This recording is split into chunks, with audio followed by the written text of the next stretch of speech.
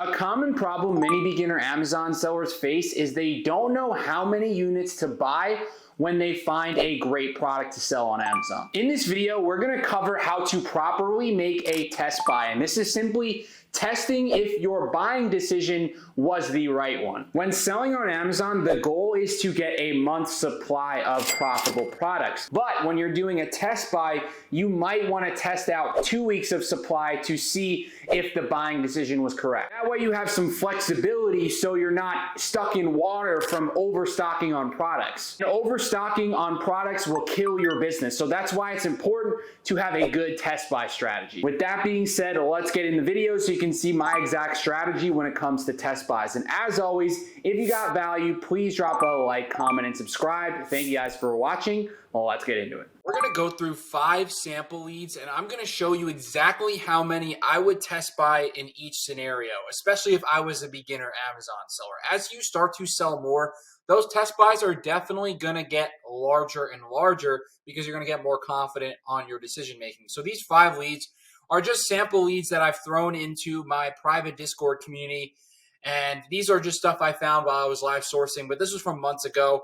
And some of these keepers are still pretty good, honestly. So we have this one right here. This tanked really hard, but it has recovered since the tank here. So it dropped not that hard, honestly, $4 or $5. So it went to break even, but it's recovered since. So this is a good time to get in on this product.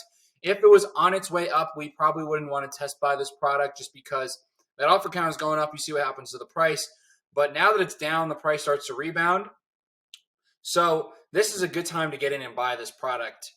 And I think we found it for like $10 when we were sourcing it. So if you can find it for $10, this is on a 3K rank listing, but it is a variation. So you want to pay attention to that. Up here, we have the bought in the last month. So this is for this specific variation. 200 of the 2,000 sale or 3,000 sales go to this variation. So it is one of these slower ranking variations, but it still definitely moves. So if you want to go to the variations, you're going to see that this one sells 200 times a month. This one sells 1,000. If you want to toggle this on, you got to click this bought in the last month. That's a really big gem for you guys. If you don't know how to read variations, that will help you out there. But yeah, so this product sells 200 times per month or what it sold for in the last month was 200 plus. So 200 plus people bought this in the last month. And there are, let's see how many sellers. So right now there's about 6 sellers or so on the listing. Let's say there was like 10 because it's about 10 on average. So think about this. If every seller had 20 units, that would be equivalent to the 200 units of stock. Some might have more, some might have less. We're going to want to take a look at the seller stock count. So someone here is 400 units. That's a lot of units. So that's going to impact my decision on how many to order. If it sells 200 times a month, so this one, they sold through a lot of units. That's a good sign. They could be getting that wholesale. A lot of people are selling through their units, so that's a good sign. If I was a beginner, I'd probably test around 15 or so units of this, and a lot of you might say 5. So that means you're not testing enough.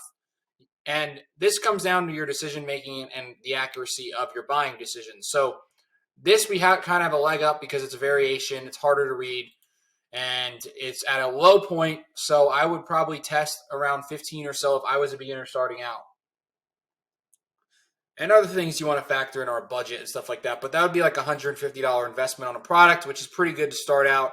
If it goes wrong, you're not deep in the water. You're going to break even on that 150. So that'd be good.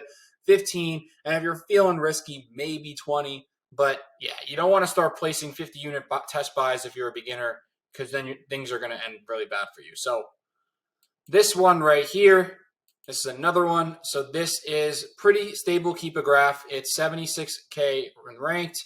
There's no variation, and it sells 100 times per month. So a little bit less. We might want to cut that test buy in half. Also, this is a lot higher of an offer count, so you want to factor that in. The offer count, if it gets to 50, that price is going to tank, so we want to watch out. We want to keep an eye on this. Right now at 32 is relatively stable price-wise, but if it gets any higher to 50, we might not want to test this. But at this current state at 32, if it sells 100 times a month, I probably would test maybe 5 to 10. It looks like a lot of sellers are kind of coming on with that pattern around 5, 10, maybe 15 or so. But I would test 5 to 10. This only sells 100 times a month, and there are a lot of sellers in the listing. You want to factor that in. So this maybe sells a little over 100 times a month. Yeah, I'd probably say 100, 120. So yeah, that's how I would factor that test buy in. And this third one right here, so this is a Huel product. This is an example of a listing where a lot of sellers were once on it and it kind of fell off. It tanked a lot here and it's recovered since. Looks like a lot of sellers have forgot about this listing. So this could be a good time to get in. It sells 50 times a month.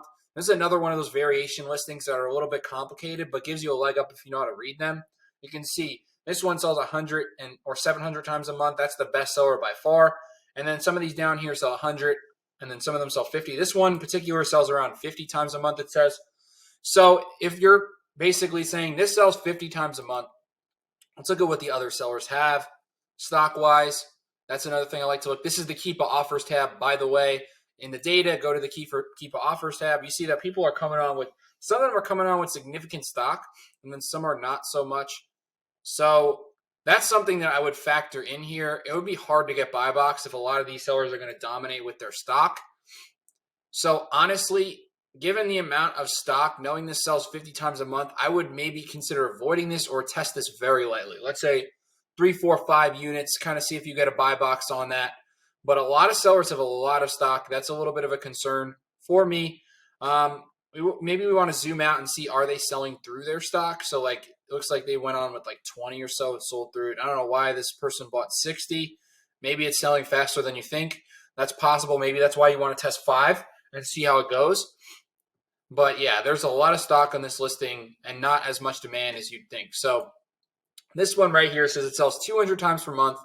And this might be a good time to get in. It's recovering. So this kind of tanked here. And now it's starting to recover and jump back to where it was before. We're kind of going to look on like the last 6 months or so, or 3 months maybe. I'd say sometimes you want to zoom out to the year, but 6 months is a good enough time span. Maybe this product increased in price since then. But yeah, so this one basically, let's see, it sells 20. This is a 20K rank, but it is a variation, I believe. Actually, it doesn't say it's a variation. Let me double check here. Got to click on the Amazon button. It might be a variation, honestly. It might just have been the way I saved the link. No, it's not a variation. Wow. Okay. So looking at the sales rank, this is actually pretty fast moving. So maybe the reason why it jumped is because the buy box disappeared. So whenever the buy box does disappear, you want to factor that in and know that that product might tank, especially if the offer count is rising and the buy box disappears. That's a recipe for tanking. But the price since recovered, the buy box was triggered back. The buy box is back. Historically, the buy box is there. It sometimes disappears. So that's a good sign that more times than not, the buy box will be there. But yeah, so it says unknown BSR. Looks like the BSR kind of disappeared. The sales rank is not there. These are like gold listings because people don't know how many times it sells per month. But you can get an idea right here that this is 40K in sales rank without a buy box. And with one, it's around 20K in health and household. So this probably sells like 600 times a month.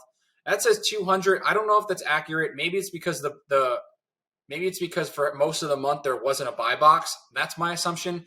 I would say on an estimate, this would sell 400 times a month with the buy box. Usually it's like cut in half.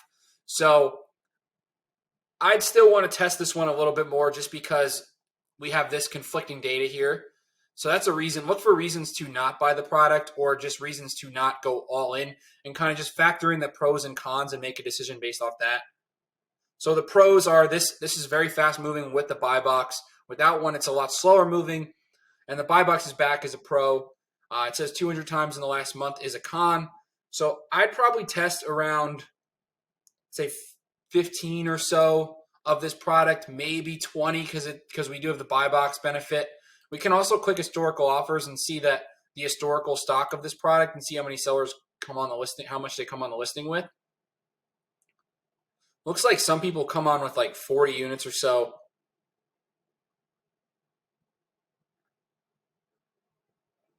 Someone came on with 50. That's a good sign that if you go pretty deep, you'd be okay. I'd say maybe 20 unit test buy of this if you can get this profitably, because with the buy box right now, this is going to sell really fast compared to what it did without one.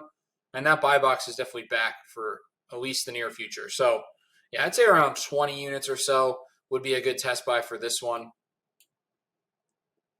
And then this one, so there's a couple red flags on this one. So it says 100 times in the last month. The ratings are very low. You want to look at the ratings and see if that means that people are returning it. There's a lot of people saying like that they don't really like this product. This could lead to a lot of damaged returns. That's not a good sign. And then we see the frequently returned item. So that's also a red flag right there. The low rating, the frequently returned.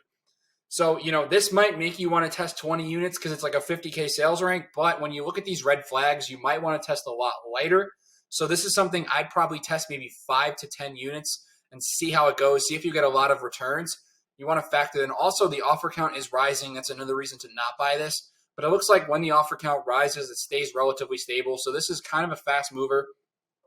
But that frequently returned thing concerns me. I'd maybe test 5 units and see how many returns I get out of 5 if I was to test this. Also, it sells 100 times a month, so that's not really that much from what it claims here.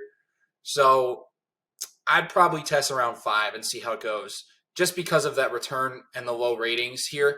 So this is something you might not want to go deep on. You might want to analyze this ASIN profitability and see if you're making money after returns and all that stuff. So that's an example there. And yeah, so these are 5 products. These are going to help you guys make a lot better decisions when it comes to making test buys. So you want to analyze these types of things you might have not even thought of until you saw this video. So I hope this video helped you guys and hope you got some value from it. And as always, if you did, please drop a like, comment, and subscribe. Thank you guys for watching. See you on the next one.